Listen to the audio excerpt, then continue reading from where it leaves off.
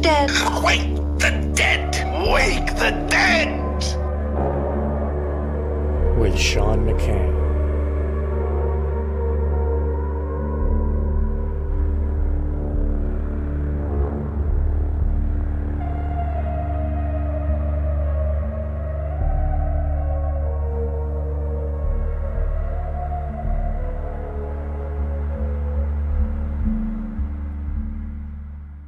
Greetings, and welcome to Wake the Dead.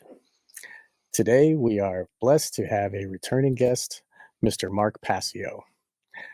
We got into Mark's history and the organization that he used to be involved in our last show.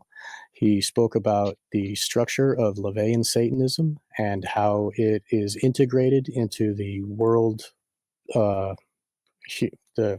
control structure of humanity. It was a very informative show, and one of my most listened to shows, and I greatly thank you for bringing that information to us. Today we are here again to speak about the most important topic of your podcast, and that is solipsism and the general denial of truth. Welcome, Mark. Please, hello. Sean, thank you so much for inviting me back on the show. Pleasure to be here. Oh, wonderful. Well, I'm very honored to have you here. You started your show, was it 12 years ago? I guess that's where it was when it was posted. Yes. And I discovered your work shortly after that. And it has, I was searching, I was listening voraciously to all podcasts. And when I heard your podcast, well, originally I heard you on Red Ice Radio with Henrik, and that was great. I was like, wow, this is really interesting. And it's exactly what I'm looking for. I didn't know it, but I was like, bing, that's it. Okay. And I went and followed you over to your website, which is whatonearthishappening.com. And I clicked on you told the listeners on Red Ice that it's best to start from podcast number 1 and to listen to your podcast unfold a rich tapestry of knowledge. And it's all the way that you laid it out. It starts with the most important topic, and that is that what you described it as the realization that truth exists independently of your own perceptions. Would you like to explain to us why you chose that? Well, I chose that because if people don't understand that there's things that are either objectively true or false versus something that an opinion could be formed about, and there is no truth about it inherently, then they're going to be led astray from the very beginning, from the total beginning of the whole process. Right. And I wanted to start firmly by establishing that people have to abandon this idea, this false notion that truth can be whatever we're comfortable with or whatever we want it to be. Truth can be very, very disturbing and still be the case. Truth can be something that is completely contrary to our existing perceptions and our existing opinions on how things are or should be, and still be the case. And that really is a blow to the ego. And I really wanted to start with that because that's kind of going to separate the wheat from the chaff as far as listeners go, as far as people who want and are going to go further into the exploration of these topics and this material. So I started almost with like a sledgehammer to human perception. And I mean, if you think about the concept of solipsism in and of itself and how this is pushed in our society, it's a new religion. I mean, it's not that new. It's been around for, probably hundreds, if not thousands of years, but it's being pushed now as a religious belief system, honestly, is really what it is. Right. And, I called it in the beginning of my podcast series, the biggest lie. If you fall for the biggest lie, that there is no objective truth, then you're finished before you ever begin. You're finished before being initiated into the real material that you need to understand and that you need to integrate into your own self and then act in alignment with. You're not even going to be able to make the realization and the acceptance that certain things are true, and that is an objective thing that exists outside of our individual perceptions of events and of reality, and what our goal and our work needs to be to do. What we have to make our internal work to do is to align our perceptions that are individual to us to the objective reality, to the extent that we are able to do that, to within the best of our ability to do. Right. And if we do that, then we'll be really, on the right path in life. We'll be making strides to, try to improve ourselves and the human condition in general. We'll be able to affect the world. That's we would right. be able, without that understanding of the reality of things, how can you, like, if the ship is going with the stream in that direction and you want to go that way, how is it that like stepping on it will bring you to where you want to be? I mean, it's totally divorcing your actions from your will. You right? think about it in a very general sense. You have to be able to accurately determine the variables of the situation all around you, and Right. even inside of yourself, within your own consciousness. If you have no way of objectively determining what is actually happening, you don't really have consciousness. That is the definition of consciousness, is the ability to discern what is actually taking place. That would be one of my definitions for consciousness. Right. And just think about people saying that's all relative and it's all could be different for everybody, and it's all just a matter of perception and whim. See, Right. there's no truth as to whether you like vanilla oat milk ice cream. Right? There's no truth about that, right? Well, there is a truth whether you do like it or In not. relation to There's no but truth just to as me, to right. if it is really, really, really delicious, right? Right. That is dependent upon either my perception or your perception. Okay. I had some oat milk based vanilla ice cream last I bet night it was and good. Yeah. extremely enjoyed it. You Good. might taste the same thing and spit it out. So there is no truth regarding whether something that is a matter of opinion is good or not, or bad or not. That is relative. That is based in perception. That is based in preference. Right. But as to whether or not, let's just pick any scenario, as to whether or not 19 hijackers actually brought down 3 buildings in New York with their nefarious plan on 9/11/2001, or whether that was something more than what met the eye and what the mainstream media and government told us. Right. Then there is a truth regarding that. There is a truth of what unfolded on that day versus what we were told unfolded. And that's not a matter of opinion or perception. If one gathers enough data, one can at least recognize that what was told to us was not true. Whether anybody has the total picture of that or not is another story. But the whole point is, when you employ the trivium process, you can determine objectively what is real, what is not real, what is truth versus what is falsehood or a lie. And what solipsists would tell you is that's impossible. You cannot actually know anything. There is no epistemological method for determining what is fact versus what is fantasy or made up in the mind, because it's coming through a filter of perception, and therefore perception is all that exists.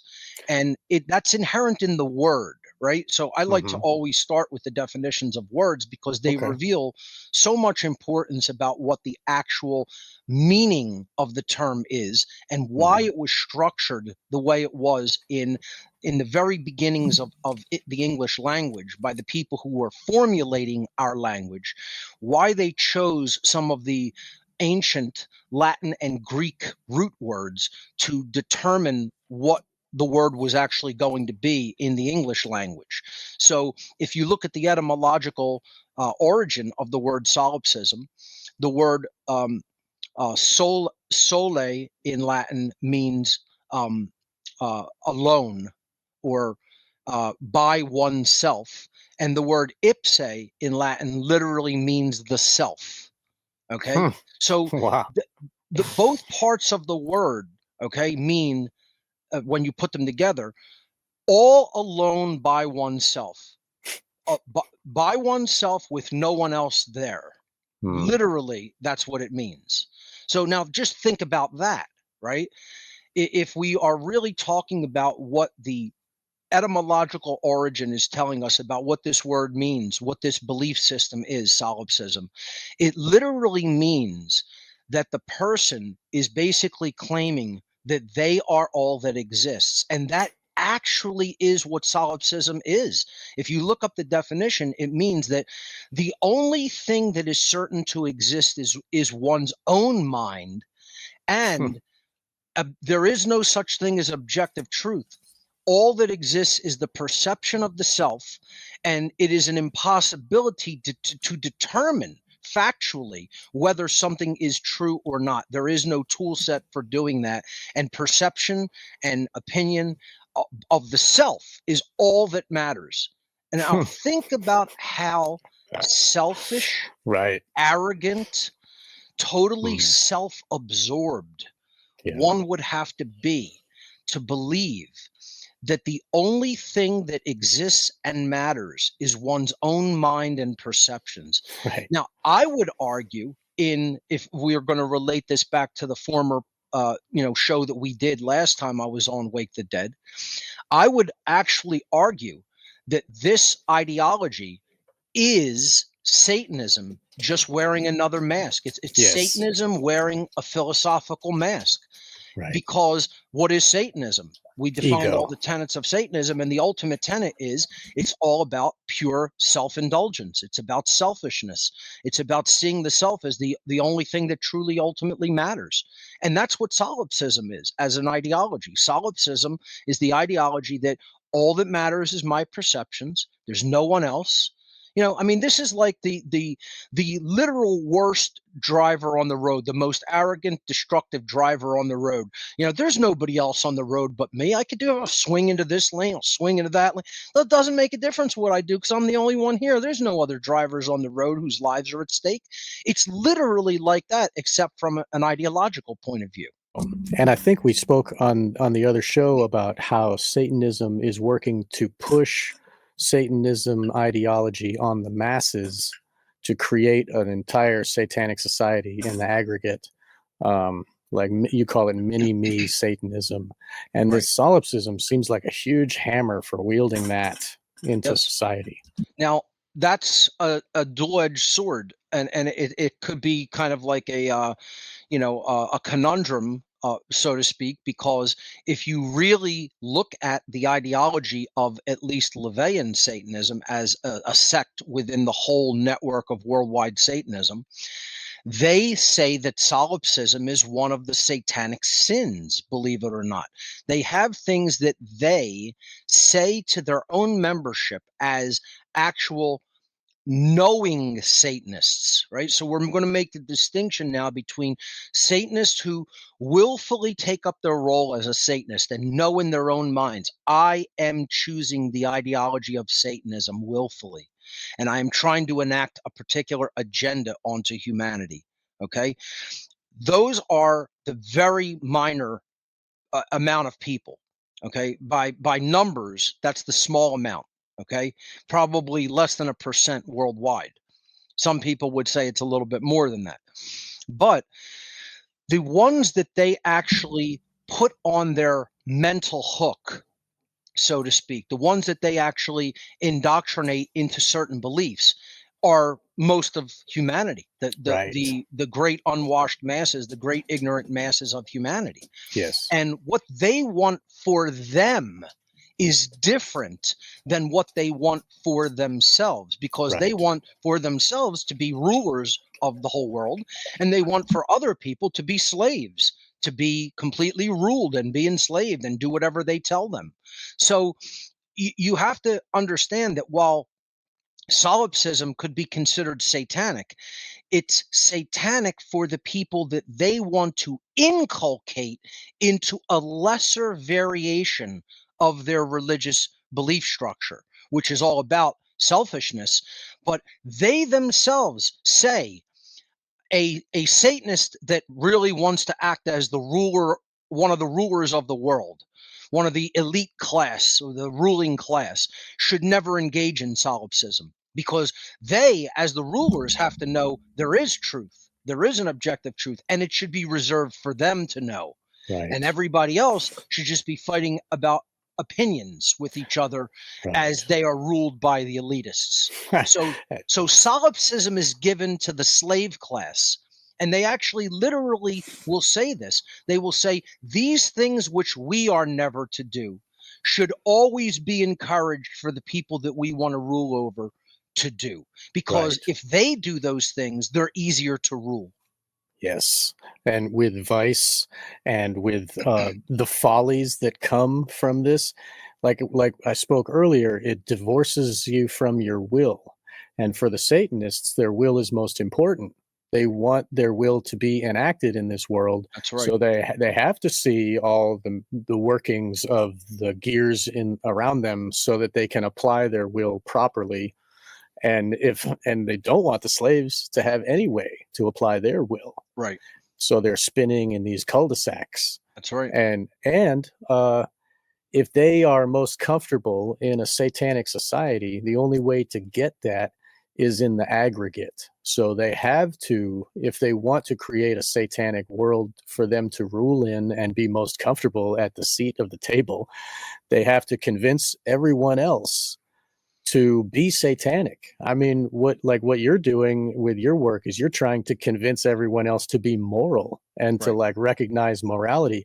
We're not going to get a moral world unless everybody else agrees and starts acting in that fashion, because they have to determine the objectivity of morality. That morality is not a matter of opinion. It's not a matter of perception or whim or preference.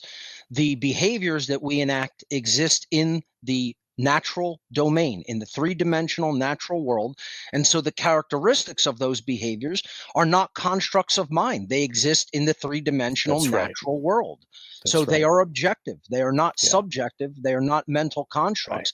They actually have objective realities. They have objective consequences, etc. Right. Just like it's objective that other people have souls inhabiting their flesh, and other people do feel pain the same as we do. And when we can recognize that objective truth, then we can recognize if we cause pain, then that's bad, right? So therefore, morality does exist no matter what. If someone can feel pain from your actions, then morality is relevant to that, and that's all. People need to, if they've never heard you, they should please check out your natural law presentation. It's a long one, but take it in chunks, and you start with the very basic blocks and put it all together. It's very informative, and the information is passed freely and easily to anybody's ear. So I highly encourage everyone to hear that. Yeah, I would say that's my most important material out of everything that I've ever put out. And it definitely contains the information about solipsism within it. It's a jumping off point, solipsism. That's why I began my whole, podcast series with it.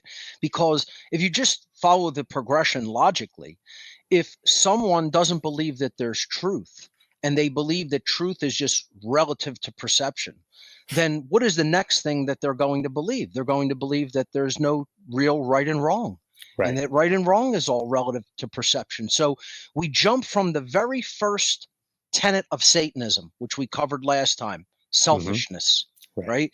Self-absorption, seeing the self as all that ultimately matters. Well, that is a form of solipsism. Yes. Ultimately, solipsism leads to that kind of selfishness, you could say. Yes. The belief in solipsism puts you into a satanic mentality from a Right. perspective of selfishness. Right. The selfishness is the door that opens up the rest of the tenets. Correct. With the selfishness, then comes the moral relativism. That's right. Then comes the I'm better than everyone, and then comes I can kill them. That's right. It's like you see the progression. You can see the ideological progression, which is why they want people in a solipsistic mind state. Yes. Because, as you said, the next thing that will come is moral relativism. There's no such thing as objective right or wrong, right? That's all relative. We can make it up. It can be according to our preferences, our likes, our whims, our perception. Right. That's the next thing that comes after solipsism. And then, as you said, that degrades into, well, we're better than other people because they don't understand this. They don't think this way. And therefore, we should set up a stratified society where we're the rulers. They're our subjects and slaves. We rule over them as a ruling class. And that's perfectly fine and natural and normal. And it should be that way. And then, the final progression is the final solution. We could just get rid of those that we consider undesirables, and that's eugenics. That's a eugenics society. That's a society that is actively engaging in culling people that they feel are slaves that have grown to too large of a population in numbers, and they're just going to cull them. And that's what we're actually in the middle of right now. We're in the middle of that great culling. Exactly that. The beginning of it, anyway. Right. And I mean, there's been iterations of it. In the recent history, we had the Nazis, and we had Mao, and we had Stalin, and these other forms, these structures that were created by the greater global Satanism, created these as like, let's see if this will work. Oh, right. Okay, let's try this one. Okay, so now this is the new one that's being rolled out. We've been like on my own show, we talked about it a bunch, about how this is a killing. And they call it the Great Reset, so, and what that means is they're resetting people. They're not resetting the society, they're the system, they're resetting people. That's what they're resetting. The number that they want to reset is the population. They, as Bill Gates says, we need to get that one of these numbers down to about 0. Yep. Right. And if you listen to the word itself, reset, like set is the dark. That's the in Egypt, that is the Satan force. Yep. So bringing Set back again. Yes. The darkness. Yeah. Exactly. And wow, this is great to have you here talking about this. So, like, how did we get here? I believe is solipsism. I mean, 12 years ago, you were warning us. You were like, "Hey, this is bad. Free yourself from this mental slavery, guys." And those that didn't listen or didn't have, the nescient or ignorant either, time has progressed, and organized Satanism has churned their wheels.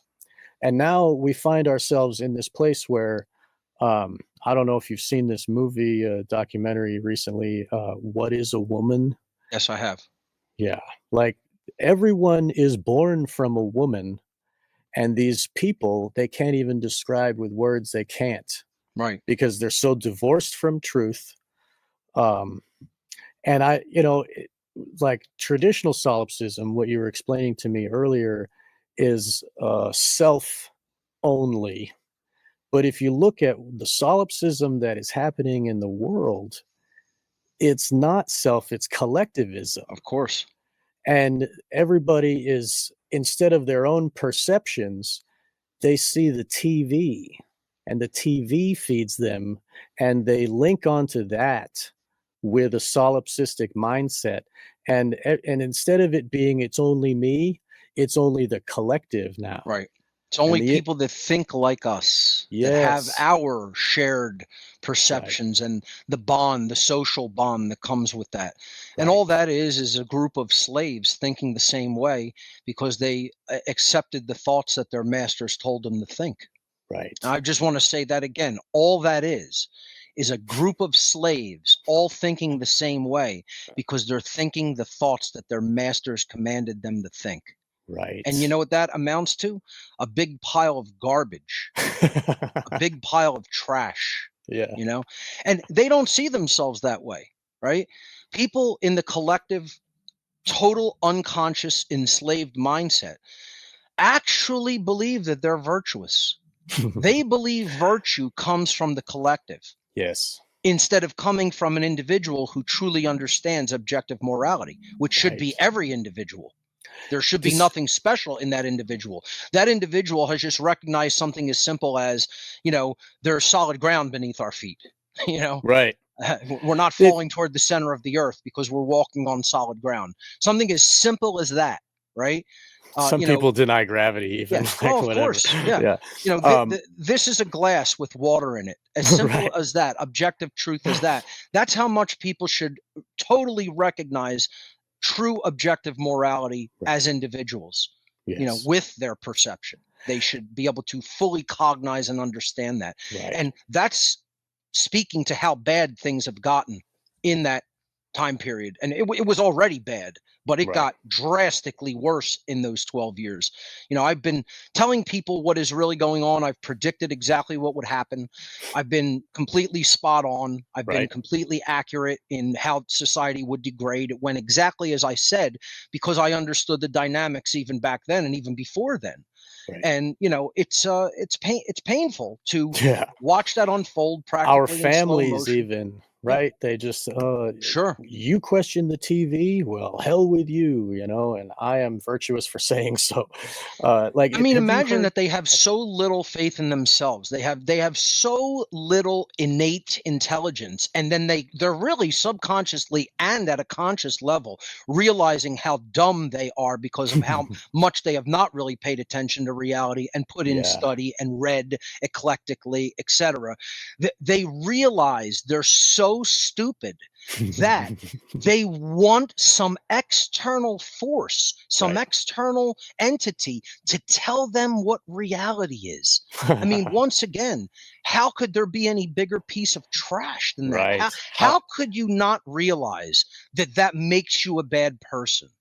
That's what I'm trying. That's the main thing I'm trying to figure out is these people, if you ask them, are you a good and decent person? Are you a moral being? They'll say, yes, absolutely, I am. No, people like that are pieces of verminous garbage trash when it comes to 100%. being moral. They're not moral at all because they'll do whatever someone else Right. tells them to do or believe in whatever someone else tells them to believe. They'll Right. say, you have to think of this as a completely fluid thing when in fact there's a truth about it. And they'll say, yes, master, I will think about that as a completely And then relative thing that if is it's completely relative, they free-flowing. don't even choose where the point is. They listen to the other guy tell them where the goalpost is. That's where relative And they'll now, keep right? moving it back and Okay. forth. And again, that's in 1984, written by Yeah. Orwell. Okay, that's what he said. Solipsism, as a word, comes up in the book toward the end, in one of the end chapters, and he's talking to O'Brien, the handler for the state, and he says, "This isn't solipsism." Because solipsism would mean that everybody is free to just believe whatever they want. It's not that. Okay, he's saying it kind of you could say it starts with that as we're talking about here, right? But Right. what it progresses to is the state will tell you whatever reality is.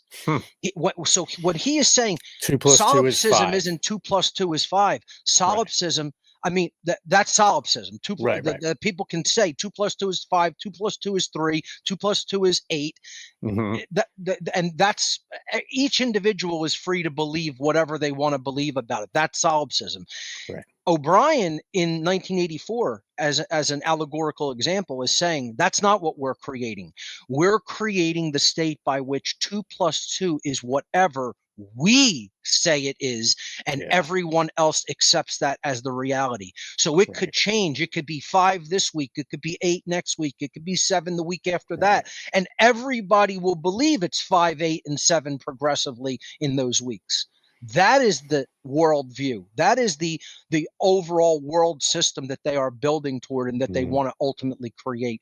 That they are the arbiters of truth. And as soon as they command what the truth is, everyone else must accept it from a worldview perspective. Otherwise, there will be consequences and punishment in the physical. So that sounds very familiar to what's happening today, Mark. Yeah. Yep. With the whole COVID narrative. Right. Exactly. And that's why I Yeah. did the presentation called Worldview Violence. Because as soon as you say we're the arbiters of truth and we're going to push that onto you, and if you don't obey, there's going to be consequences for you in your life, that's violence. Right. That is the definition of violence from an ideological perspective. You know, Yeah. people don't understand. We're not just confronted with duress, which is the threat of physical violence. We're confronted with worldview violence. Right. The idea that things will be taken away from you, or you will be ostracized, or you won't have the rights that you used to have if you don't believe what we tell you to believe. Right. And I say, screw that. Hell The yeah. people pushing that are trash. The people accepting that are trash. Right. And this is the thing. People have to just start saying this. I tell people that say, oh, do you want to put a mask on? No, I don't believe in that bullshit. Right. I will not enforce that worldview. That worldview isn't true. It's false. Fake. It's false. Yes. Right. I have accurately determined it to be false. So I will not give it any credence and power over me. And I will not show people a display of that by putting a mask on and saying their worldview is accurate, or at least even if it isn't, I'm going along with it. I'm not going to do either one of those things. God bless you. You know? People wear a mask to virtue signal to others. I care about others. And then they put themselves enslaved. It's very sick. Yeah. Imagine thinking that that's what care is, instead of understanding what is true and helping other people to recognize the truth as well, so they can make accurate, informed decisions in their lives and actually be a responsible human adult. Right. I mean, God forbid. We can't have that. You know, that's the thing. It's like, you know what these people are? They're little snot-nosed children. Right. And the adults in our society don't want to give them a crack in the back of the head and say, hey, moron, you're an idiot. You're an imbecile. You don't know what you're talking about. You're all screwed up here because you're still a little child up here. You never grew up. You never advanced into mental adulthood. Even if you think you did, you didn't. You failed at that. You failed miserably at that. For years and years, there's always been, oh, don't talk about politics or religion. It's like a taboo to talk about things that matter, you know, and then everybody wants to talk about the weather, and then they just continue being slaves, you know. And I think that, like, if the masters are telling you what's true and what is moral, and you can't figure it out for yourself, is that a learned helplessness? I think it's a reflection of just how much brainwashing and mind control they've been hit with from the time that they were young. They're hit with the schooling system, you know, compulsory schooling. They're hit with the bad food, the bad water, the bad air. You know, they're bodily broken down. That affects the brain. You know, as the mind goes, the body goes, and vice versa. It's directly connected. It's all a tapestry, an interconnected tapestry. You have to get the body healthy. You have to get the mind healthy. And these people are walking golems. They are flesh robots. They're creatures. Totally. Perfect slave. They don't really have a soul as such as we think of having a soul, because the soul is something you work upon during the course of your life. These people have left it at the door. It's sitting out in the cold. They're not really working. They ignore it. Yeah. Just leave it there, you know, and let it be completely ignored. Let it be completely desecrated. You know, who cares? You know, and they don't actually understand how rotten of a person that makes them. This is what I think people have to really start saying to other people. They have to openly just say, you're really a piece of trash. Like people have to know that other people think of them as pieces of trash. See, and the thing is there has to be an objective moral standard for that, right? If you're actively trying to determine the truth with the real tool set of factually determining what is real, because you know that's the only thing that could lead to a better world for everybody. is Right. embrace of the truth, Right. putting it No out matter there for other how people ugly to it understand. is, you gotta, No matter how horrible that right, fact of the matter may be. right. And good people will do that. Bad people will say, I just want to live my selfish life. That's it. Yeah, And Satanism. Right I've there. gotten people actually through conversation with people in my family. I have actually gotten certain people to say this aloud. Now listen to this as far as shadow work goes, because that's what it indirectly is, even though they don't know that's what I was technically doing with them, is a form of Mhm. shadow work. I have gotten, not going to mention names, people in my family to actually say aloud, because I don't care about what's really going on worldwide as a matter of where freedom is going, and because I only actually focus on my own selfish concerns in life and what I want to do for myself on a daily basis, I know that I'm an immoral piece of shit. Wow. Actually said those words aloud And they're comfortable about with that. themselves. I know Wow. I'm not a good person. I know that makes me a bad person, Wow. but I don't have the strength or willpower to force myself to do that. Now, That that's must have been better. Let heartbreaking me for tell you you to hear this. that. I mean, it's better, I guess. No, it Right. wasn't. It wasn't. And here's why. That's good news. That means that they've at least It's come the up in first step. consciousness to Right. recognize where they're at in consciousness. Right. That's the very beginning. That's what I had to do. As a black-hearted, rotten piece of trash Satanist, that's what I had to do when I was a rotten, black-hearted piece of trash Satanist, That was your which first I am step no out. longer. Yeah. Right? You can change. Change is possible. That's Right. the worldview that you have to develop, and you have to start looking at where you're at.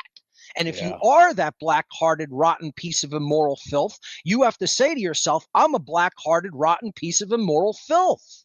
Yeah. See? And people have to be confronted with that. If they don't hear it, if they never hear that, they can never really start making the worldview shift to then change that. That's a And very see, good point. I had to do that internal dialogue with myself through shadow work, right? There was nobody really truly helping me with that. I had some external influences through people writing books, through people making podcasts. Well, podcasts weren't even really around back then, but Sure. sharing whatever, Be things right or go on cassette wrong, or like CD, that book things like there. that. Yeah. Yeah. Whatever Yeah. resources I could find in a library, in a store, etc. Yeah. As far as media Mhm. is concerned, this is even like, around the very beginning of the internet or just before it. I was still involved in Satanism as the internet was really coming along and the web was coming up. Started once the web came out, that's when I really started the process of getting away from that ideology more and more. Thank God. Yeah. I mean, I mean, I the first version of Netscape, the web as we know it right. now, Yeah. you're looking at late 94, early 95. I Yeah. got my first own personal computer back in 1995, started understanding the web and doing research, Right. and while I wasn't even appointed priest in the Church of Satan at that time yet, that was the beginning of being able to get information at your fingertips. Right. And that's what ultimately informs and transforms the worldview, is information, is knowledge. Right. The role of knowledge. This is why I started my whole podcast series with these concepts, right? We're going back to the very beginning in Yeah. this Episode interview. 1. Right. And I started that, and I started the the natural law seminar with the importance of the role of knowledge, right? The importance Mhm. of understanding, even before you even get to what is objective knowledge. We're talking about now, ontology and epistemology, the nature of reality and how to determine truth, right? Mhm. Yes. These are the overarching, concepts that are rolled in the very beginning of not only my podcast but the natural law seminar. And I started even before we went into knowledge and what truth is, which is simply that which has occurred and is occurring. Before we even did that, I talked about teachability, right? So think about this concept. How teachable is the public? How teachable is any individual? right? It's And there's a pretty bell tough with curve. their TV. I mean, like real information bounces off and they just suck into the Correct. TV. Yeah. See, that brainwashing signal, that is just something that is, it's a frequency that's just bombarding them constantly. Yes. And even if you break in and you make a little space in there and you break in with a little bit of truth, it's a little injection of truth, it closes right back up as soon as you walk away. That's You're the right. problem, is that The for truth to be repetition. accepted, Okay. it Go ahead, needs, yeah, please. no, absolutely. You're right. It has to be repeated, Yeah. right? It's got to be repeated, right? Said over and over and over again so that it sinks in. Right. Once, if I tell people how a web server works once, they're not going to understand it. They're going to be like, "What, Apache? What are you talking about?" Right? Yeah. What does serving even mean? People That's don't why even we. understand the conceptual idea, right? Right. Right. But if Right. I tell them 100 times, okay, you're going to be putting a structure of documents containing If they care text, about it, it'll right? come. If they don't care, though, will it sink in even if 100 times? I think even if you're not Maybe. interested, if you at least pay attention, Okay. you can understand something, right? Right. But Right. yes, care ultimately to get it deeply sunk in and sunk in relatively quickly. You have to care. You have to Right. care enough. And the Right. television is constantly telling people, don't care about this, don't care about that. Care Right. about what we tell you to care about. These are the Yeah. important things in your reality. Fear, doubt, Or our products, yeah, or our right, drugs, right. Brought to our you by legalized Pfizer. drug system, Right. ask your Yeah. doctor about that, you know. Yeah. I mean, well, I just had an episode with Jerry Marzinski talking about psychiatry and how it is built to control people. It is, it makes slaves out of people. It's like a tool for wielding their brain. People should listen to that episode. I think it's 71. Um, anyhow, so I mean that's for controlling people that the TV doesn't work. They have to give them, and plus, like when they turn off the TV and they go walk out in the world, the drug keeps them from caring. Right. Like that's what these It established SSRIs. certain neural pathways, Yeah. just like a regular substance, a regular pharmaceutical substance can also do. Hmm. The television, just as a mental bombardment system, can establish certain neural pathways and root them in place, make Right. them And very the difficult alpha to wave, dislodge. like we are in a trance state, and in a subliminal state, like we are uh our mind changes how it operates, And you know. the 60 hertz rate as well for most Yeah. televisions. Right. Computer monitors are starting to go past that now and do a higher frequency. But the 60 hertz rate, 60 flickers per second, really puts the brain in that type of an entrainment state. Now, that doesn't Yeah. mean that it's always bad either. It just means that for the purpose of putting information into the mind, that frequency It's works very very well. effective. Right. Right. It's effective. Right. So Eh, if you put good information onto the screen, it could right. just be just as effective. This is what Right. people have to understand, is that these technologies and That's what these we're doing decisions for here. Like, implementing them yeah, have dual-edged cases. They're that's dual-edged right. swords. They could be used for a variety of purposes. Yes. But I want to go back to teachability for a moment, Please. because think about how important that concept is. How willing to learn is a person, and how Mm, effective of a learner can they become? How efficient of how could they incorporate efficiency of learning, right? So that when you hear something, you learn it very well. You learn it quickly and well. I know people who are great learners, who pick up things quickly because they're in that framework of mind mhm, to be a good learner. Okay. mhm. And we could talk about momentarily what that means. But then I know people who are terrible learners, terrible learners. You could teach them something 20, 30, 40, 50 times, and they're almost as clueless as when they first heard the concept to begin with, Yeah. which is amazing. It's very angering. Yeah. It's almost unbelievable Right. that it's that much of a dichotomy, that there can be people in all of these different states of consciousness. Do And you it's think they're trained into that? It's From what they learned when they were young. Right. Absolutely. Absolutely. It's an entrainment form because in some way they were told you don't need to truly really learn. You don't need to know this. You just need to Don't sit bother down with and that, shut up. or Right. just go Yeah. do something else that makes you Right. happy, right? Oh, or that too. They were Yes. thrown into this idea that life is all about acquiring happiness, that Mhm. it's not about learning and growing spiritually, right? Right. So if this makes you uncomfortable, just go do something that does make you comfortable and soothes you and makes you feel better and happy. Right. Have some drugs, have some pornography, have some There you go. sin, whatever. Yeah. Pleasure pursuit. Now, what is Yeah. that? That's Satanism, Yes. right? Totally. The idea that life should only be about self-gratification fulfillment is Satanism. That's the first tenet. Selfishness as the highest rule. Okay. Yeah. So ultimately, when people look at the teachability curve, okay, and it's a standard bell curve, right? You have people down at the bottom left who think or who are bad learners because they are either ultra skeptical, and on the other side you have people that believe everything. Okay. In the middle you have people that are Discerning. generally a little bit skeptical, but they're Mhm. not wildly over the top ultra skeptics. And you have people that are a little bit trusting, but they're not wildly over the top, I'll believe whatever you tell me. And so they take a balanced approach to learning where Yeah. I am hearing this, but I'm not accepting it or rejecting it. That's where real learning begins. Real learning begins with I'm willing to hear and entertain in my mind the notion first.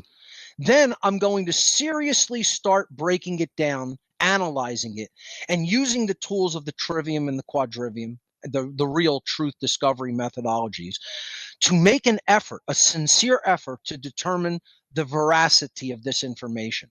If it is something that has veracity to it. In other There's words, no whether inconsistencies chocolate in nature. oat milk ice cream is really delicious or not, there is no veracity to it. Right. That's true for some people, not true for others, because That's it's inherently based on a subjective. matter of opinion. Right. Right. Exactly.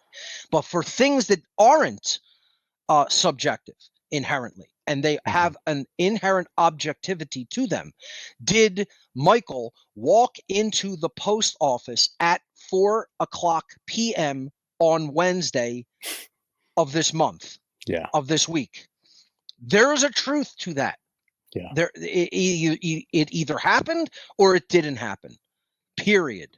And that can be objectively determined through tools, okay, through tool sets that can help us to determine factual reality. Okay.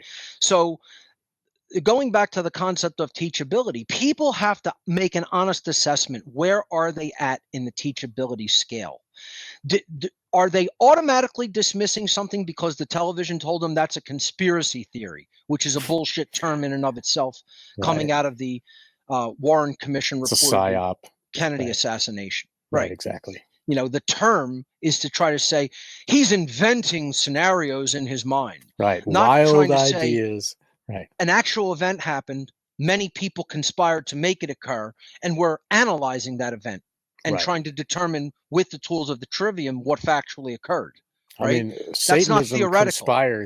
Satanism conspires with everything they do. I mean, that's what the rituals are. They have a mastermind. They think the same think. They do the same actions. Like, that's conspiring. Let's just break down the word conspire from etymological origins. It just means con means together or with, and spirare means to breathe, to be in spirit through breath, because we are inspired or in spirit because we breathe. Spirare means to breathe, respiration. And then the word inspiration comes from that, to be in spirit or bring somebody into a certain spirit. Okay. Isn't it funny that solipsism means you by yourself and conspiracy is working with others? Right. And conspiracists get things with done others in like spirit or in like mind. And they conspire to make us solipsistic. That's so that right. we will never work together with That's others. right. We'll never have truth. Yeah, Atomization. Wow. Putting people into a little tiny box by themselves in their own perceptual reality from whence they could never break out because it has become a prison for their mind. And they've invented this shared reality. I mean, this TV and this media and everything, the Hollywood movies, it's all one message. So this one message must be truth because the TV says it and the movie says it. And they're the and, like, experts. They're the Right. knowledgeable ones. I'm Right, just the little old priests. me. Yeah. Right. Yeah. See, I never thought that way. You know, because I knew how eclectically I studied and read, I never sat there and thought, oh, these people know more than me. I look at talking heads on the television and go, what a dumb shit. Totally. You know? Like, I know infinitely more than I forgot more than they'll ever learn in 10 lifetimes. Right. You know, and that could sound arrogant, but guess what? People don't know what I've taken into myself, you know, as far as information is concerned. Right. I know what I've taken into myself, and it would make most people's heads explode to dust and powder if they even understood the amount of data that I've taken in my life. It's almost superhuman. And I'm not just saying that to brag. I'm saying it frightens even me. I look at it, and I've said before, it's like, what am I, some kind of weird machine? You know, like I really went obsessive when I understood what was going on in the world in my study. Obsessive. Well, your teachability factor was so high, and you recognize the value of that, and you put your care into it and put your actions into play, and here you are today. Then it becomes a perfect storm. Right. You know, right. Everybody should be doing this. So going back to teachability, are you one of those ultra skeptics? Are you one of those ultra believers? Because guess what? Both of those places are really bad starting points to know the truth.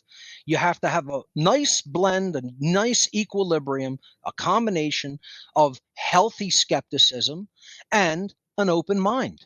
Not so open that you believe anything you're told, but, you know, being willing to take it in, not accept it or reject it, and then do further research on your own. And that's not, guess what? That's not actually asking that much, folks. We're at the point in society where we're so imbalanced as a civilization. We're so imbalanced as a whole culture that something so simple, something that seems so reasonable, seems like that's the extremity. And either being a rigid skeptic or an ultra believer, that's the norm. No, those are the extremes. Right. They're the ends of the bell curve by which people stay ignorant fools. Okay. And you got to get into that thick part of the bell curve where you have healthy skepticism and a questioning, inquisitive mind versus an open mind that can accept some things and not immediately take them in as truth, but to accept them to the extent that or take them in to the extent that you're going to then analyze them and look at them further to determine whether they're true or not. And that's very reasonable. It's a very reasonable approach to studying anything. You know, this is where all pursuit of knowledge should begin. And unfortunately, human beings as a whole society generally don't do that. They come in with preconceived notions and they say, if this matches my preconceived notions, then I'll say it's true. And if it doesn't match my preconceived notions, I'll fight against it till my death. Right. That's extremity. That's right. And when the TV and the movies and everybody are saying the same thing, that reinforces it and it locks it in. And like when we're kids, we're, sit down, read this book. This is true. George Washington did this, and then you don't look at anybody else and you look, and then you don't, it trains people to hate books and to hate because it's like, going to public school is like going to jail, You're being given a dry, uninspired, very, no reason to care about it. Yeah. Right. Yep. Yeah. And that turns people off to education in general, not even just books, but to educating themselves in general. They look at like, that's not for me. Education is for those, total eggheads that, I really don't want anything to do with. And they're not seeing that it's infinitely more than that when it's self-directed. When it's autodidactic learning, it's infinitely more than what we've been given in what we laughingly call education in schools. Right. And we know that schooling is a system of mind control, like they're inculcating control handles so that we can be wielded when we get older. We can be good workers at the factory, or we can vote how they want us to, or, so that we believe all of the illusions that our society, has us in. Yeah, they want obedient workers. Right, That's right, basically it. They don't want people that can make their own decisions, that can come to right, the truth and come to conclusions accurately for themselves. That's not really of any interest to them, because that doesn't help them right, in their long-term goals of conquering and right. ruling, which is ultimately what Yeah, we have to put it all in a perspective and in a framework of understanding. That's their ultimate long-term goal, to be right. the masters of this reality, to be the masters of this planet. That's another Man, thing. People just don't understand that there are people who that is their goal, that they want to be God, or they want to be part of a little subclass that is considered God, that is considered right. above everybody else. Wasn't that the concept of royalty? That's the Yes. concept of royalty. Yeah, yeah. Royalty, we're better than you. We come Right, from better stock than you. We're right. better genetically than you. We That have better hierarchy culture. itself is satanic. Right, Like you talked about the chain of obedience, and right. then if you obey an order, you're not choosing with your own free will, so you are negating your morality. So that in itself is satanic. Yep. So I mean, and Let's relate yeah, that right there to what you were talking about earlier with people who just as a whole civilization, as a collective, believe whatever the mind controllers tell them to believe right, whatever they see and hear on the television. That's a form of order following. yes, That's such spiritual weakness and mental weakness, that you're saying to yourself, I don't have the strength to do the work to determine what is true myself. I right, don't want to do that process. So I'm just going yeah, to believe it from an external source, whatever they tell me. This is why I started my whole podcast saying you mm, should never believe what I'm saying. That nobody should believe what I'm saying. You right, should research it for yourself to determine whether what I said was true or not, right, whether it holds up in actual point of fact reality. And then if it does, then you accept it. But right, you don't just believe what you're told, right, okay, and say it's true because he said it's true, right? I yeah. don't do that. No one should really ultimately do that. And Okay, that's where, I that's an mean, order follower. You're basically, it's a worldview order follower. You're accepting someone else's worldview as right, true without investigation. That makes you an right, order follower. Order yeah, followers are the absolute lowest of the low. I mean, just unbelievable that they will say, because somebody else told me to do this and I'm making a paycheck, I'll do it. I mean, imagine being that type of vermin. it's like a whore. I mean, like a hooker does that, It's does worse whatever you than that, say for because at least money, that's voluntary, right? Right, At that's least true. at least Right. your client wants what you have to give them, right? And they're willing to pay for it. Okay? It's a voluntary exchange, right? In an Yeah, agoristic system, there's no problem with that if both parties agree, right? You could yeah. say that that's a vice, I mean, they can both if agree you take that approach, but they can both agree to harm themselves. They're free to do so and learn those lessons in this world. depending on people's Mhm. worldview regarding sexuality, yes. But Yeah, my as point long as it's is, voluntary, when right? it's an order follower with something that actually harms somebody, like Right, military, police, etc., or right, even people who are, putting people out of work as right. employers, Or you the know, people that work at the grocery store and kick you out because you're not right, wearing a piece of cloth on your right. face, you Just know? just accepting the worldview that came to them Oh, from their masters and then implementing it for a paycheck. That sick. is just, you can't really get any lower than that. Right. It's the lowest form of life, the lowest form of Yeah. spiritual existence. The soul is just crushed. It's Right. just murdered. People like that are soul dead. They've literally Right. murdered their own soul. Yeah. And that's why people are they think that the root of all evil is money, but money is just the fuel that makes the choice happen. The root of all evil is that following of orders. Right. Yeah. Because of the love of money, right? So Right. the Right. phrase is actually the Which is love another of money. illusion, is Right. the root of evil. And Right. you could say that is ultimately why they're doing it. They care and love money more than they care about and love truth. Right. They don't care about truth. They don't care about freedom. They don't care about natural Right. law. They don't care about morality. They don't care ultimately about the world that they're leaving to their children, grandchildren, great-grandchildren, and everybody Yeah. else's And progeny. ultimately, that money just buys them comforts and, sensory feeling That's it. good. Like, oh, I'm in a warm house now. I drive a fast car now. Like, So what does it come back to? Satanism. Satanism, Right. selfishness. Yeah. It's so logically consistent with itself. That's one of the ways that you learn to recognize truth. When Mm. you can talk something out and it's perfectly logically consistent with itself, it's true. Right. Truth is elegant and simplistic like that. Right. And when you start to engage the pursuit of it, you'll recognize patterns like that and be able to Right. see it in the snap of a finger. Right. Because it did happen in reality, whatever this, whatever you're speaking of or doing or what, when it happens in the three-dimensional world, it has it is true. It is reality. We have the causal plane where we're of mind, where we think about what we're going to do, and then when we act, and that is when we're putting it into the real world, and then affecting everything else in the real world around us through our will. These are like core understanding of magic and Manifestation. I mean, right. these are the laws of manifestation, the Right. laws of how we manifest a certain state of existence and reality.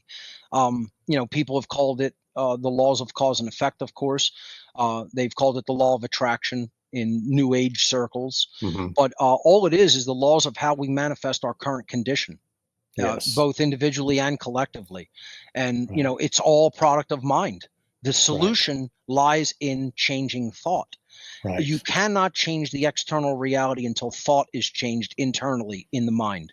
Until you Exactly. change the thought, the external manifestation will continue to occur. Right. And to believe otherwise is to believe that you can continue to do the same thing and get the result you've always gotten, and then continue to do that thing and suddenly get a different result. Right. And It doesn't work kind like that. That kind of relates to solipsism too, because if you think in your mind Yep. the falsehood that it's going to be different, Yep. and you're convinced of this reality that might have told you from the TV or whatnot, and you act again. Oh, whoops! Yep. Oh, I'm in Perfectly chains logically again. consistent with solipsism. Right. Voting this time, even though it's never made our reality any better, can suddenly make our reality better. Total foolish ignorance. Right. And again, it Like really children. is the mindset of it's the mindset of a retarded child. Yeah. Sadly, that's what it is. Like If my you son see is a much child smarter that than is most stricken of these with people. a condition of human retardation, that has like Down syndrome or something like that, and you really feel for that being, Compassion. because it's like they don't have the capabilities that someone else has. Okay. Right.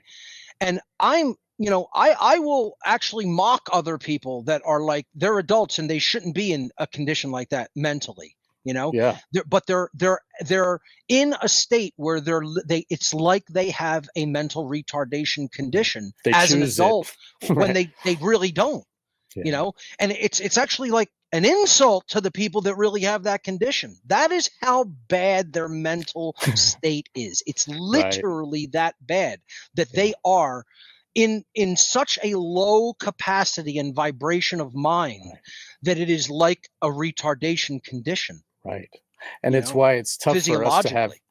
It's really tough for me, and I'm sure you as well, to have compassion for people that do have the tools for understanding truth, and they choose, no, I'm going to cause harm.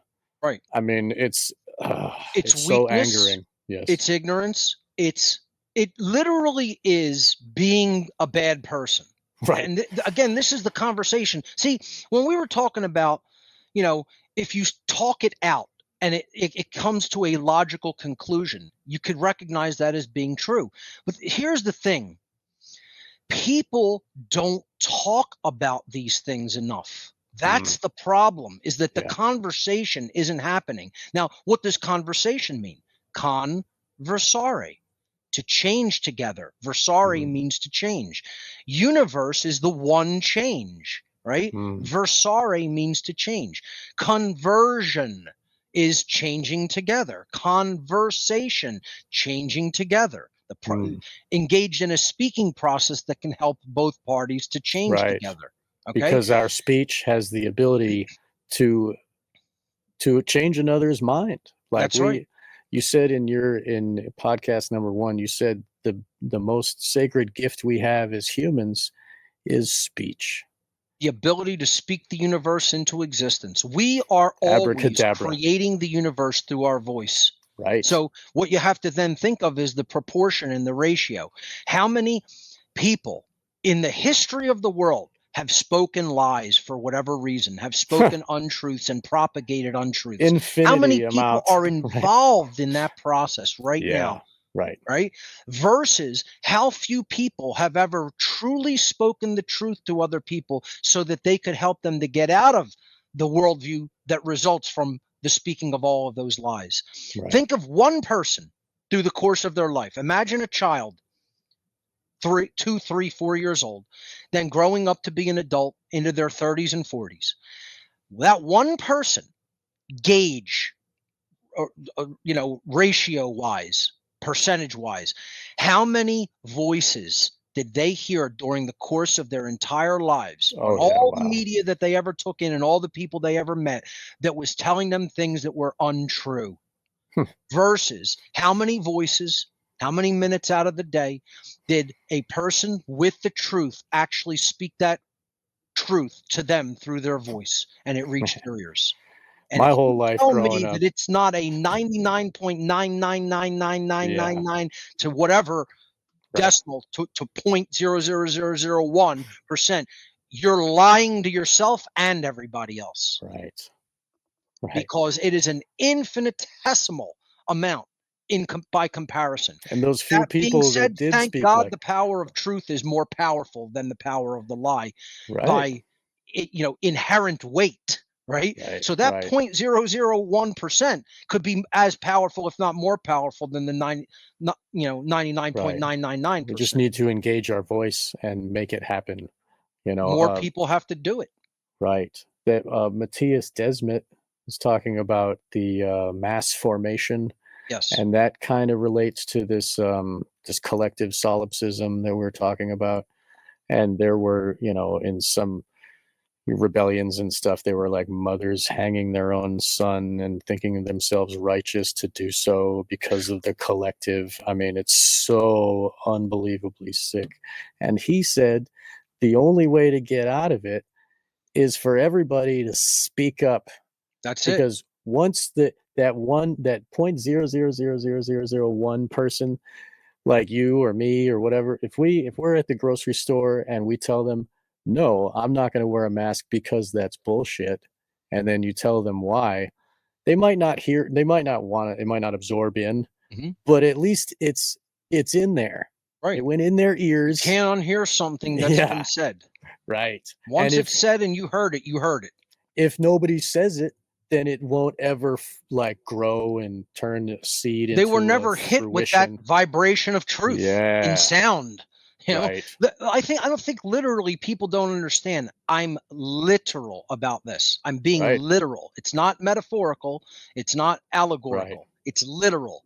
They need to be hit with the frequency of words that are true or saying something that is true. That's a frequency response that helps change their internal frequency. This is why using the voice is so important. Using the voice makes you an implement, an instrument of truth. If you're not using the voice for that purpose, you're not doing what you're here to do. You're not doing what your actual purpose here to do is, which is to change the human condition and get it out of the condition of slavery. If you really think about, like, our soul is on the plane of causation, right? It's not here in this world. It's connected through us to this world, but really the only power it has besides moving our arms and legs is to speak. And that's really where, if this is the realm of Satan and if this is hell, then our higher selves are influencing this place through our speech, and like it comes from like our thoughts and our speech come from a higher place, um, and that is how we have to affect this world. That is the tools I mean, I It's have a real world body. magic. It's real world That's influence. right. It's Yes. action at a distance. This right Right. here. If this is functioning here, right, you Yeah. have action at a distance weaponry Exactly. at your disposal. Okay. Yes. That's how powerful the voice is. Right. One voice can be that powerful. Right. Imagine if millions came together. Yes. Imagine what kind of mega weapon that is, Right. It would in be a the informational mastermind for warfare. good. It would be a Right. good mastermind. We'd That's all right. be conspiring together, and Yep. we'd all be free from our solipsism of like, you know. And to speak to, is Earth hell? Yes, it has Please. become hell. It I has think so become too. hell. It's Yeah. not inherently hell. I don't think it's inherently hell, right? Right. Is it hell? Is it heaven? Yes, it's both. Right. It's both simultaneously, because Right. it is a place that can be whatever we want it to be. We can Right. convert it into a paradise if we so choose. We can make it an even more devastated, ruined hell if we Right. continue to go down the path we're on. Right.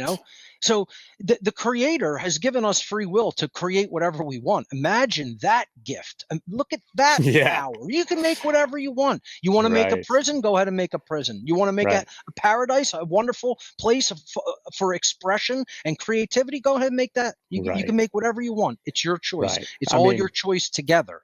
exactly. It's obvious that this place and our bodies are not an evil hell. That's not Right. what I was getting at. Yeah, no, But right, I wasn't attempting to imply that. Yes. of course, right. But the aggregate, like if suffering is real and others can suffer, and then my ignorance of that fact causes more suffering, then when there's a lot more of me doing the same thing just Yep. like that, we're all going to suffer together. Yep. Right. And you're literally creating suffering for others who don't want that outcome, that result. So that's Yeah. a form of violence. Right. Ignorance about freedom, about rights, about how the human condition manifests. I don't see that as a right.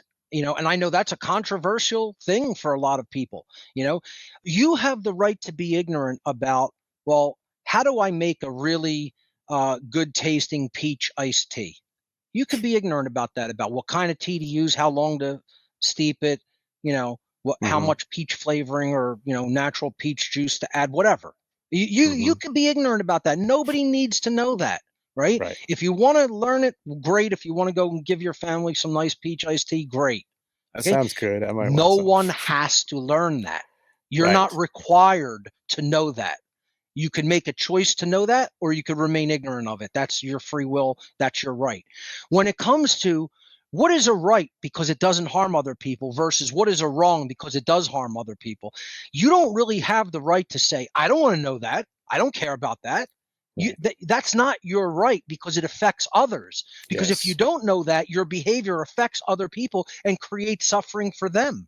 Right. Literally, the ignorance of that creates suffering for others. Because what if Exactly. everybody's ignorant of that, and a colossal police state is taking over and restricting everybody's rights and killing people, taking their rights, taking their life? They don't have the right to do that. But the people who made that happen Right. don't have the right to remain ignorant, because Yes. that ignorance is literally the causal factor that made that Right. condition happen. Ignorance And that's where we're is at. violence when it's in action. When ignorance combined with people's actions creates violence against others. They're violating other people's rights to be sovereign and unhindered, free individuals.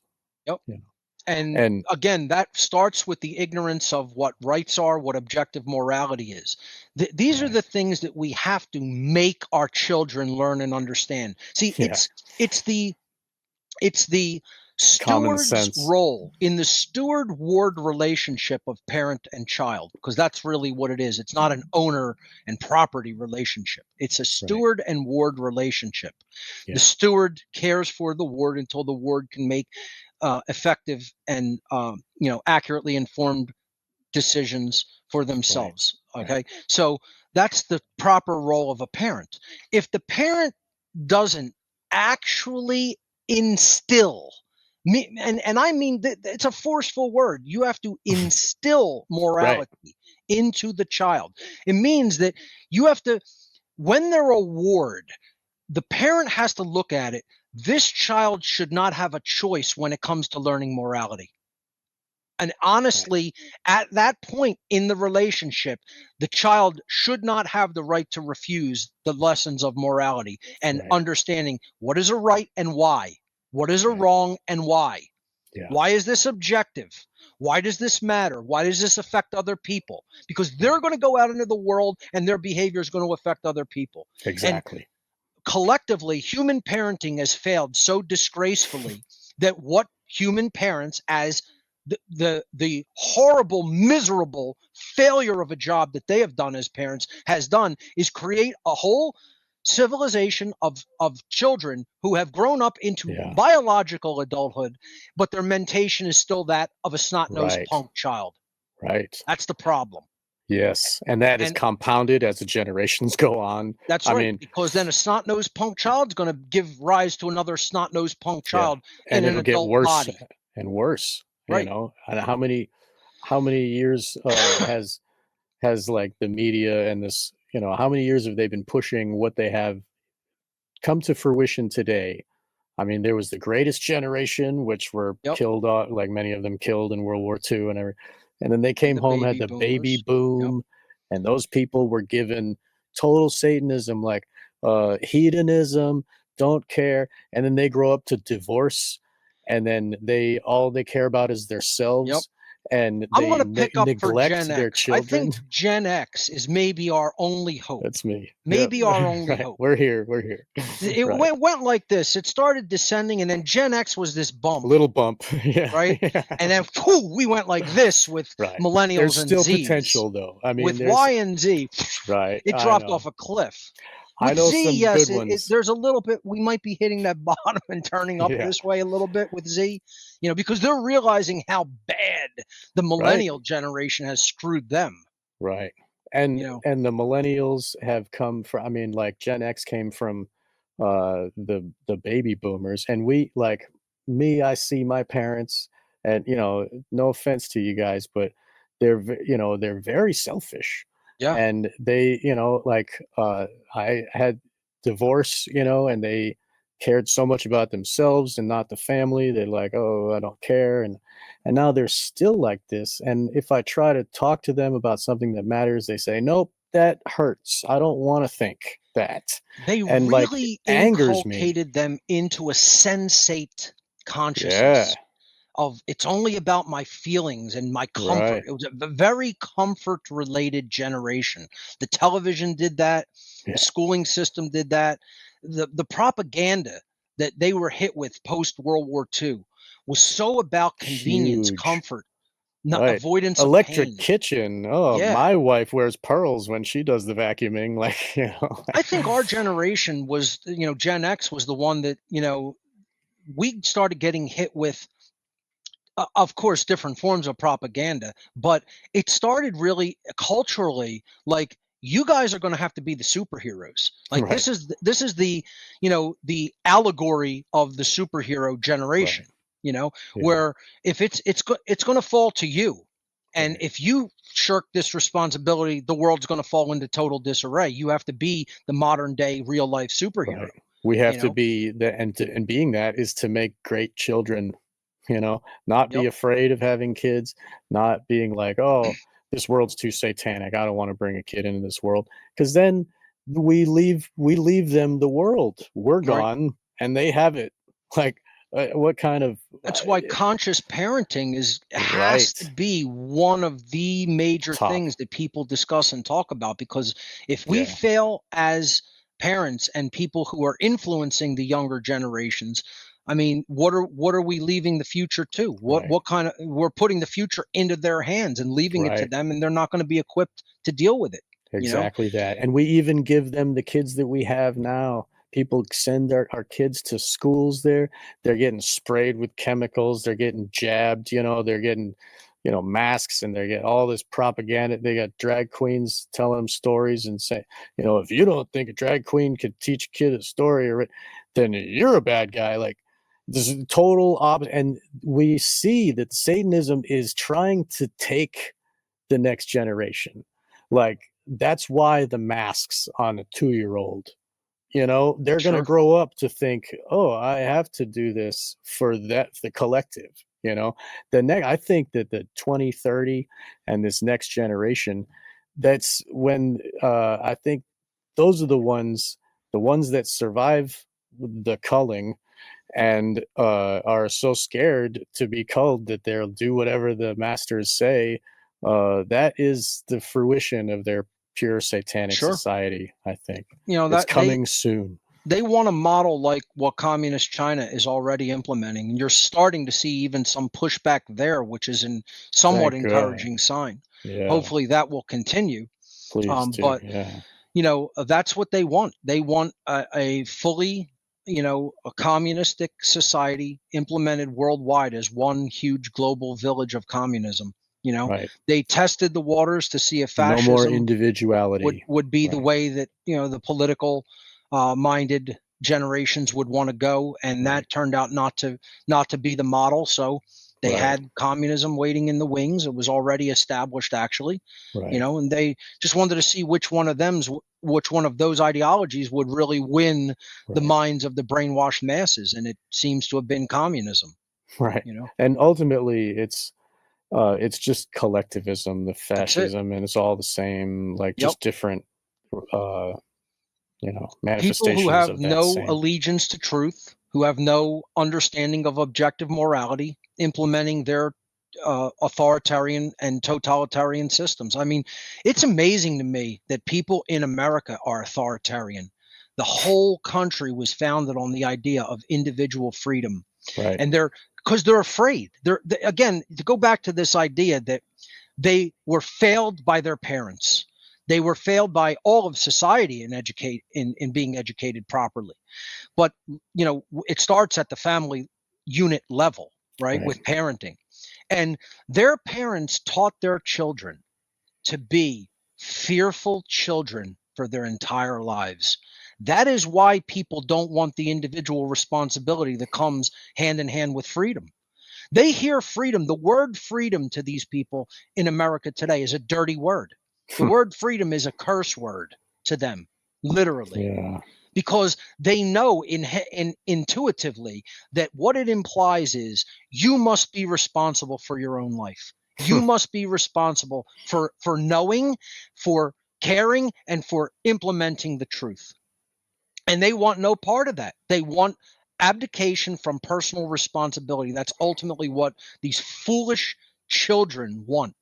It's so strange to me because that I want to be self-actualized and be powerful in my own actions and will. Like, it seems like anybody would want to be able to make their own choices and to have freedom. Like, why? How could they be trained into hating their own freedom? I'll give you this scenario. Imagine how dumb someone has to be to think this way. Imagine how completely failed educationally and parentally a being has to be worked into this mental condition that I'm going to describe. So in America, the average adult in major populated regions actually believes that the purpose of the media is to research what's really going on and then accurately report the truth to the population. And I myself, with friends, have gone into big populated pubs in Philadelphia and conducted social experiments. We have the data. We've done this, okay? Where we've gone into a pub and just said we're conducting a quick, social survey, and we just go in, do it, leave, and see what the data says. And we just go in and say we're doing a real quick social experiment. Do you think that the mainstream media is attempting to accurately report the facts, and that is really what they're doing, and they're really making a sincere effort to do that? And yeah. Sean, 100%. Listen, folks, listen to what I'm saying right here. Listen, 100%, 100%. Not one person said in these experiments that we did, the media are paid liars. Not a one. Oh, Almost every person in our populated regions of our society, if you're not going out into the countryside, into the sparse populations, in the cities, we did this in city pubs. right. 100% of human beings said the media is there trying to tell us the truth. They're trying to do their job to the best of their ability. And sometimes they may get some information incorrect, but that's not on purpose. So They are willfully attempting to report what is true. Imagine this. I mean, I can how imagine much because I of a believe I've total seen it. Yeah. fucking dolt Yeah. someone has to be to believe that absolute bullshit. Yeah. Imagine. And that's what we have. We have grown children in our midst. And they're not teachable. Is grown, dumb children. Yeah. Grown, dumb children is what we have in America. Right. And, there's somebody told this story where I can't recall who it was. Their friend was from communist China, came here to the United States and said to them, people in China know that the news that is broadcast in China is total state propaganda. Yeah. Said this to them. Why don't you guys know this in America? Because they were obviously in a populated city where there's a bunch of grown, dumbass grown children in their midst. And they realized these people actually watch the news and believe that what they're saying is true and that they're trying to report the truth. This is where we are still at, folks. At least those Chinese are there, man. They're teachable. We're not, because we believe anything. We're on the people you're describing are on that end of the teachability spectrum where anything that goes in, I believe it. Yeah. They're not skeptical at all. It's 2022, and in America, the dumb-ass grown child population still believes the nightly news is telling them what's true. Imagine how dumb does a human being, rat being, have to be to believe that bullshit? Imagine that. Again, folks, this speaks directly to the fact that we're not speaking enough. There's not enough speech reaching their vibratory field of frequency with the truth frequency. We're not reaching it. We're failing. We're failing here in the voice. We're failing here in the voice. Right. Okay. That's the problem. Is that there's still not enough people speaking the truth out into the world, and that frequency is being overwhelmed by the propaganda frequency of the state. And the testimony to that is go into a populated restaurant or pub in an American major city. I'm not talking about out in the countryside. The Quakers might tell you different. Right. Go in a center city of a city. Go into the middle of Los Angeles. Go into the middle of Chicago. Go into the middle of New York. Go into the middle of Philadelphia. Go in the middle of Atlanta. And say to people, do you believe that the mainstream media is attempting to tell the American public the truth about any given topic that they report on? You'll see what they'll say. Yeah. And I guarantee you, if you don't get 99-to-1 ratio or at least 95-to-5 ratio, people are lying about the result. Believe me, because that's where it is. And again, that's a testimony. That tells the truth that our side is failing. Right. We're not doing our job effectively enough and in great enough numbers. We don't have enough conversion of people to Right. commit their lives to doing this type of stuff, to telling the truth. And that's the problem. People have to make a life commitment of this. It's Yeah. not just saying it to your mom or your niece or your nephew or your brother. It's saying Right. it to everybody. And the only way you can make your voice reach everybody, if they so choose to hear it, is to learn technology and to put your information out on the internet and have your own website so that people can go and visit and see what you have to say. That's Yeah. how you actually do it. You don't That's do it how by your words walking got out to into a my subway ear. car, picking the first vagrant and saying, let me have a conversation with you about this. And maybe Yeah. they'd be more apt to accepting it Right. than your own family members, That's true. unfortunately. Yeah. But I mean, at least with the internet, they have to click like it's a choice, That's right. and they desire to hear it. Right. If I tell my family, they don't want to hear that.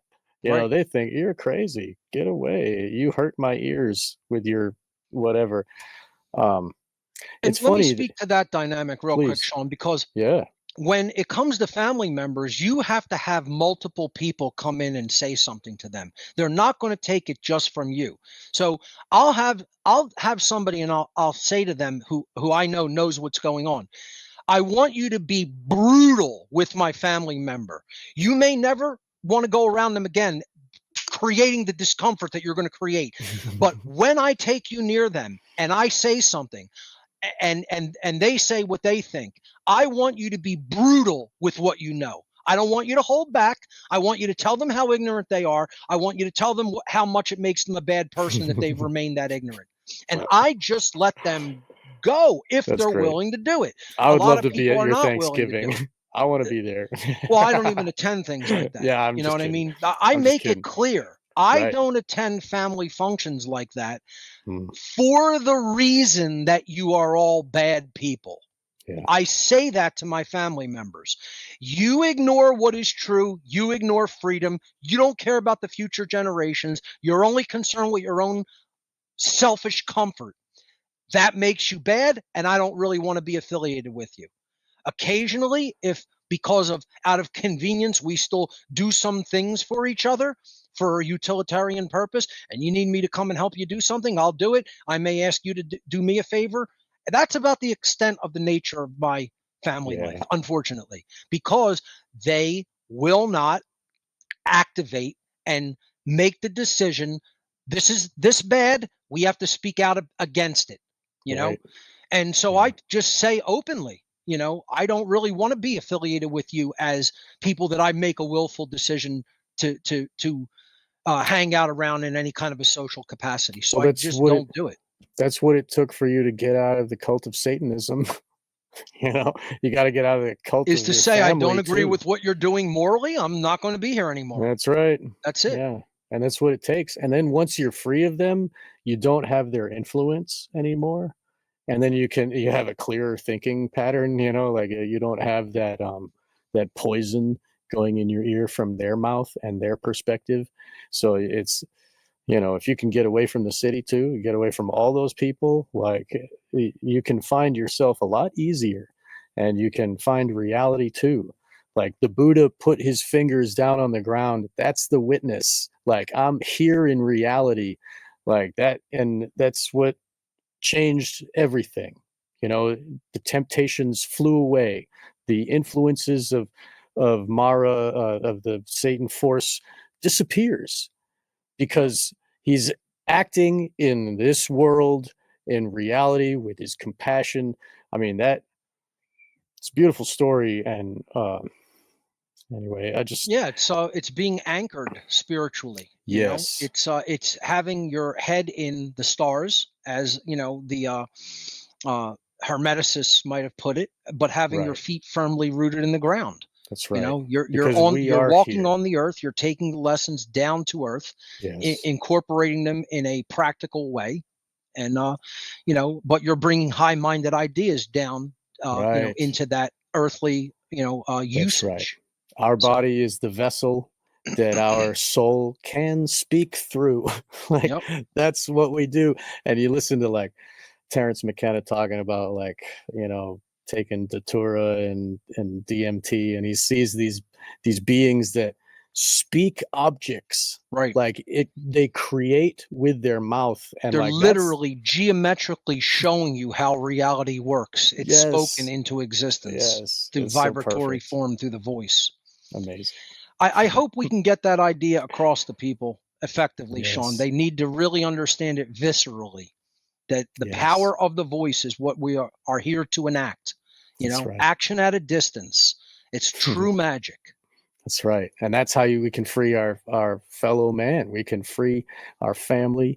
We can help to free everybody we come in contact with. We can speak it out, and then we can get a computer with a video camera and a microphone, and we can speak it into that too. That's right. And that's how I heard your voice. That's how others have heard my voice. Right. And now that you've been gracious enough to give me a place on your network, and I've been working with my own podcast now for a couple of years, and I've been there with you. And now that I'm in the groove of it, these ideas come up. They just come from inside, and I have to speak them. It's like this, and it makes me feel better to speak them. It's like Of course. it helps my own self to be in this hellish world. Like if I don't speak it out, then I am not helping my own reality too. Like we all need to do this. And as Matthias Desmet said, that's the way we fight the mass formation. The mass formation is the illusion of collectivism, what G. Edward Griffin has been teaching us for 50 years. Yep. Like the illusion of collective, there is no collective. Like the forest is an idea. There's only trees. Each That's one it. is an individual. Yep. And if we can get to the reality of understanding I own myself, I am free, and others also own themselves and are free, Yep. then we can all be trees in this wonderful forest together. We can imagine what kind of forest we want to be part of. That's the very idea of no masters, no slaves, because we're all inherently sovereign beings, equal in our rights under natural law. That's the truth, right? Like we are living in anarchy. We just are too busy following illusions and orders of others. Like in reality, there are no rulers. I do have free will. Joe Biden can say whatever he wants. I choose my actions. That makes me free. God bless you for teaching us all of this. I mean, your work has infinitely helped the world, and the longer you're here doing it, the more grateful I am. Thank you so much, Mark. Thank you, Sean. I appreciate that. And I'd say a very, very excellent interview with great questions, which went in a unique direction. So awesome. Thank you for that as well. Oh, it's and my for the pleasure. work that you're putting forward on One Great Work Network and your own, website as well.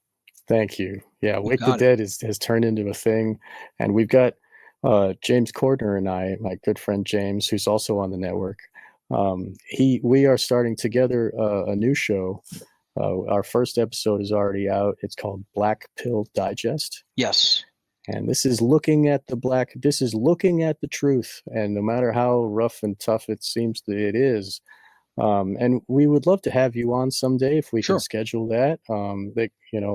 Our topics are going to be like very important things, and you have a very powerful voice, and we would love to have you join us someday. Sure. I'll be doing some new rounds of interviews coming up next year in early 2023. So let's set something up for then. Wonderful. Thank you, Mark. Great. And thank you again. Everybody needs to check out What on Earth is Happening. I mean, the podcast is it's a hammer that'll hit your brain with reality. And if everybody needs to give it a try, give it a listen. Start at number 1. It unfolds, and you build upon the other episodes. And now your current episodes, which I hope you're going to be you said you'd be 6 months on, 6 months off. Yes, I'll be coming back Sunday, January 8th, if all goes to plan. Fantastic. Yeah. Awesome. We very much look forward to that. And we can find those episodes on whatonearthishappening.com. And I'm sure you'll also be broadcasting them on the onegreatworknetwork.com. And thank you so much, We Mark. do replays during any of the time that I'm not live. So there's a replay streaming server right here in this office. And basically, we replay all old broadcasts of What on Earth is Happening podcast shows Awesome. during any time when I'm not actively live, which is from 3 p.m. to 6 p.m. Sundays from January through June. So any other time other than that, we're replaying old episodes at whatonearthishappening.com. Well, every episode is relevant today because they all deal with the mind and its place in the world. I mean, you're not talking about, oh, this happened today and we should be mad about this news item. Like you're talking about the self and the relation to how. I guess I can't describe what you're talking about, but people need to listen to it because the causal factors is how I describe it. We're not talking about the individual events, worldly events. We're talking about causal factors that lead to manifestation. Yes. And if you understand the causes, then you can ultimately change the effects if you change the causal factors. That's wonderful. And that happens in the mind. That's where that's right. The plane of causality is the mental level. And when we change that, then we could change the manifested level, the plane of effects. That's right. And we can, our actions can create the vibrations of words that go into an ear that goes right into their heads, So it is affecting their causal realm. That's right. You can slap them in the face and that affects their reality of the happening now, like the effect world. But if you say it into their ear, that's where the worm gets in, and that affects the future. Resonate into the future. That's right. Exactly. Amazing. Thank you so much, Mark. Thank you, Sean. I appreciate it. Awesome. And people also need to check out the Natural Law seminar and your new documentary that you just created, The Science of Natural Law. That's not the seminar is pretty long. You really packed a lot of information in that DVD, Science of Natural Law. Yes. And that's the condensed version, about a little over an hour. And could check that out at the top of my video section. As a matter of fact, right under it then is the Natural Law Seminar. Awesome. Thank you again, Mark. And we will see you next time. Take care. Well, everyone. Thank you. Thank you so much. And thank you for joining us on Wake the Dead. Thanks, Sean.